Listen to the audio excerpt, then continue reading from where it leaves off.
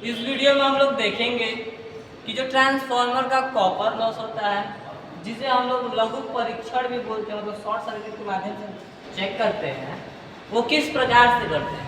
तो चलिए यहाँ पे हमने डायग्राम बना रखा है, तो पहले हम डायग्राम को समझ लेते हैं। तो जैसे इसमें देखिए, जो ट्रांसफार्मर होता है उसमें दो वाइंडिंग होती है, एक लो टेंशन और एक हाई टेंशन। देखिए जो LT लिखा है ये कौन सा है, लो टेंशन, और जो HT लिखा हुआ है वो हाई टेंशन। लो टेंशन में वोल्टेज जो होता है वो कम मिलता है, मतलब टर्नों की संख्या क्या होगी, कम होगी।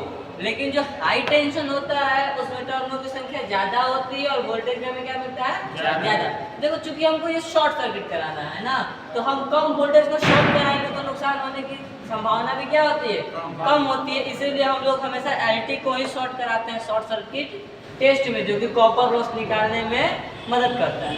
ठीक है, तो अब इधर जो हाई टेंशन है उसकी तरफ हम एक वाटमीटर, एक वोल्टमीटर और एक एमीटर जैसा कि दिया गया उस तरीके से यहाँ देखिए, एक वाटमीटर है, एक वोल्टमीटर है और ये एक एमीटर है। ठीक है, यहाँ पे एक वेरिएबल रेजिस्टेंस हमने लगा रखा है, जैसा कि आप लोग देख रहे हैं। ये इसलिए है ताकि हम वोल्टेज को क्या कर सके, कम कर सके, क्योंकि अगर हम वोल्टेज ज़्यादा देंगे तो ये जो ट्रांसफार्मर है उसकी वाइंडिंग शॉर्ट सर्किट की वजह से क्या हो जाएगी, जल जाएगी। ठीक है, यहाँ पे वोल्टेज ड्रॉप कराने के लिए हमने एक ट्रांसफार्मर ले रखा है जो कि डायरेक्ट वोल्टेज को 220 से 100 वोल्ट के आसपास इसको कंडक्ट कराएगा। और फिर यहाँ से वोल्टेज रेगुलेट करने के लिए हमने एक रियोस्टेट लगा रखा है, क्योंकि हमको वोल्टेज उससे भी क्या चाहिए, कम चाहिए। और इस जो ट्रांसफार्मर यहाँ पे लगा हुआ है, इस ट्रांसफार्मर का इधर साइड लो टर्मिनल है और इधर साइड हाई टर्मिनल है।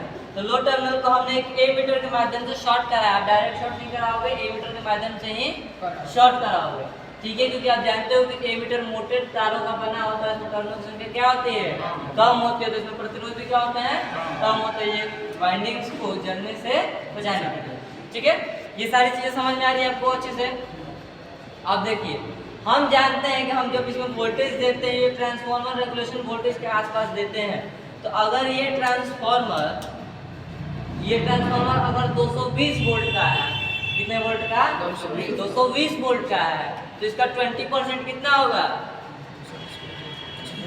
इस 220 का अगर आप 20% निकालेंगे तो कितना आ जाएगा, 45 वोल्ट। इसका वोल्टेज रेगुलेशन 45 वोल्ट है, इसीलिए हमने 54 जो कि अप्रोक्सीमेटली 45 के आसपास है, इसीलिए इसको दिए हुए हैं।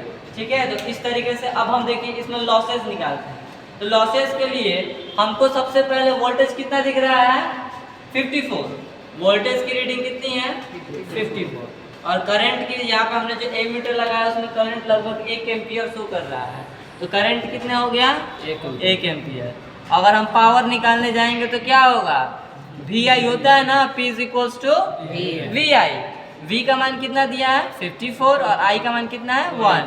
एक्सप्लोरेटिव ये होगा 54 वाट। तो ये तुम्हारा ट्रांसफार्मर है, ये 54 वाट का कॉपर लॉसेस दिखा रहा है। ये चीज समझ में आया अच्छे से, ठीक है।